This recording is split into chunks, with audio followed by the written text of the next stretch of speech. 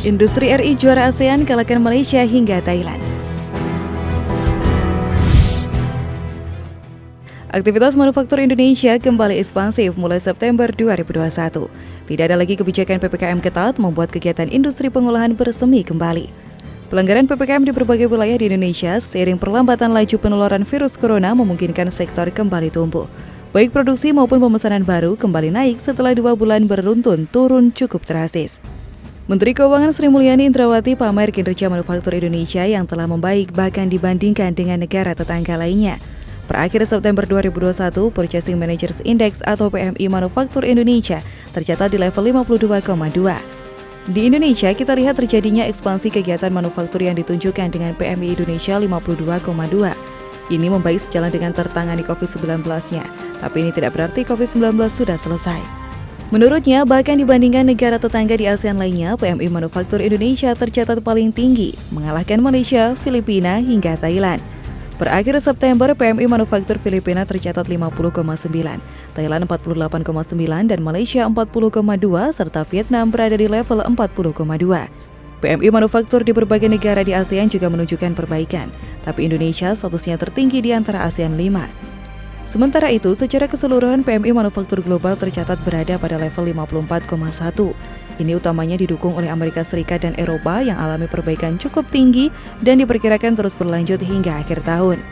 Negara utama seperti Amerika Serikat dan Eropa masing-masing berada di level 60,7 dan 58,6. Artinya manufaktur global naik signifikan dan ini memacu pemulihan ekonomi global.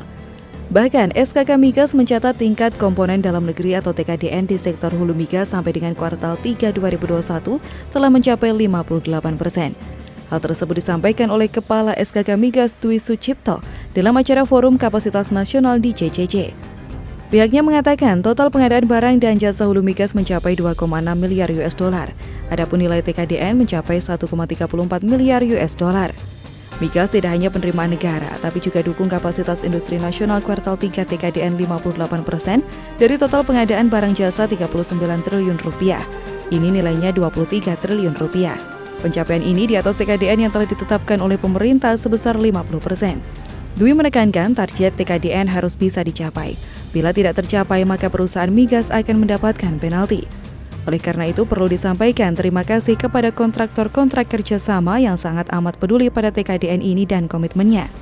Seperti diketahui, pemerintah punya target produksi minyak 1 juta barel per hari atau BPH dan 12 miliar standar kaki kubik gas per hari pada 2030 mendatang.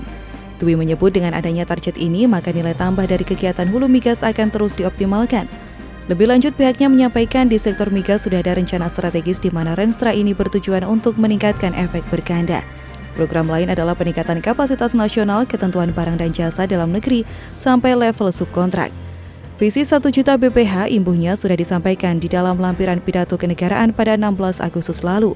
Demi mencapai target ini, menurutnya pemerintah berkomitmen membuat iklim industri migas menjadi lebih baik, yakni dengan memberikan kemudahan izin dan pemberian insentif. Dengan demikian target ini bisa dicapai. Pemerintah komitmen bikin iklim industri migas dengan berbagai kemudahan izin dan insentif. Bagaimana perusahaan dalam negeri berupaya turut kawal arah kebijakan dan strategi nasional ini nggak akan mundur komitmen ini.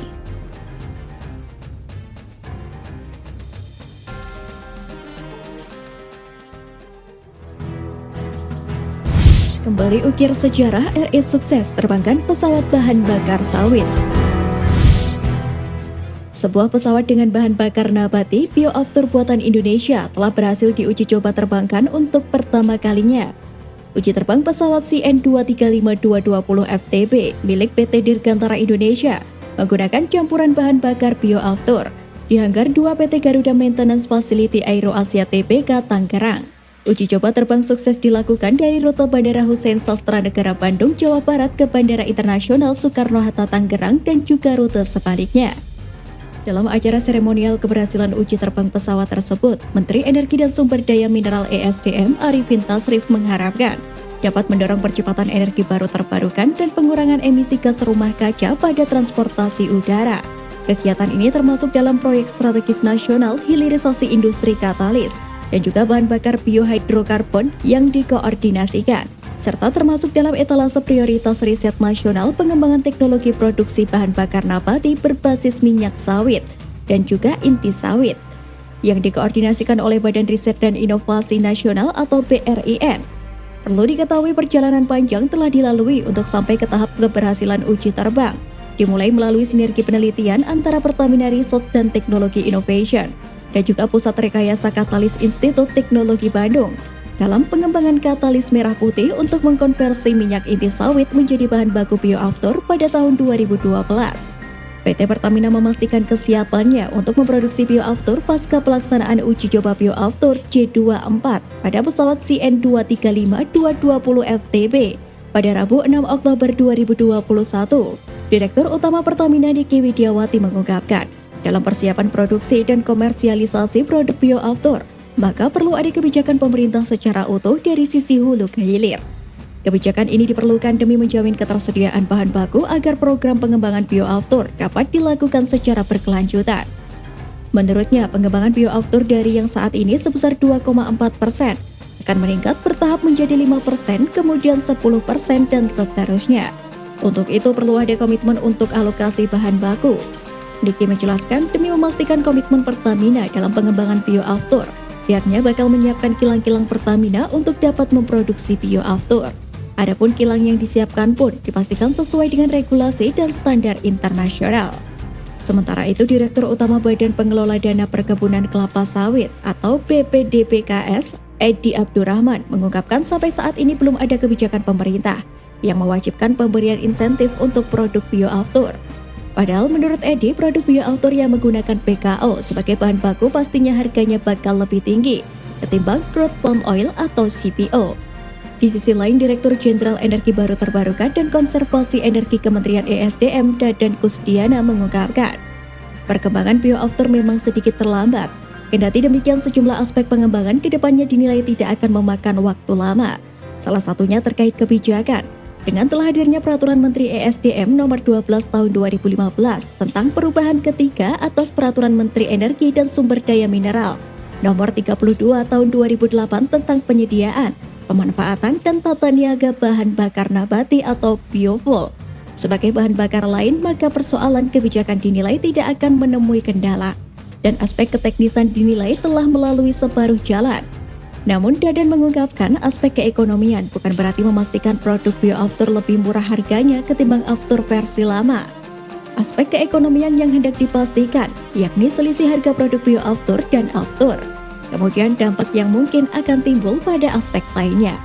Pemanfaatan bioaftur bertujuan untuk memberikan dampak lebih pada aspek berkelanjutan lingkungan, mendorong pemanfaatan energi terbarukan serta meningkatkan industri sawit dalam negeri.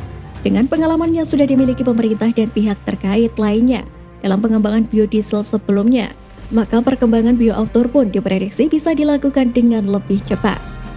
Dadan melanjutkan, pemerintah dan industri sawit siap mendorong kepastian pasokan bahan baku. Pihaknya juga bakal mengkaji lebih lanjut untuk aspek keteknisan demi memastikan kesiapan aspek produksi dan harga produk nantinya. Menteri Koordinator Bidang Perekonomian Erlangga Hartarto mengatakan, momentum ini menjadi salah satu upaya dalam mewujudkan Indonesia sebagai negara berbasis riset dan inovasi. Menurutnya, agar hal ini dapat terrealisasikan, keekonomian bioaftur J24 harus terpenuhi dengan memanfaatkan segala fasilitas yang juga telah diberikan oleh pemerintah, baik terkait perpajakan seperti super tax deduction untuk riset maupun insentif non-fiskal. Dengan perkiraan konsumsi aftur harian sebesar 14.000 kiloliter, maka potensi pasar bioaftur J24 akan mencapai sekitar 1,1 triliun rupiah per tahunnya.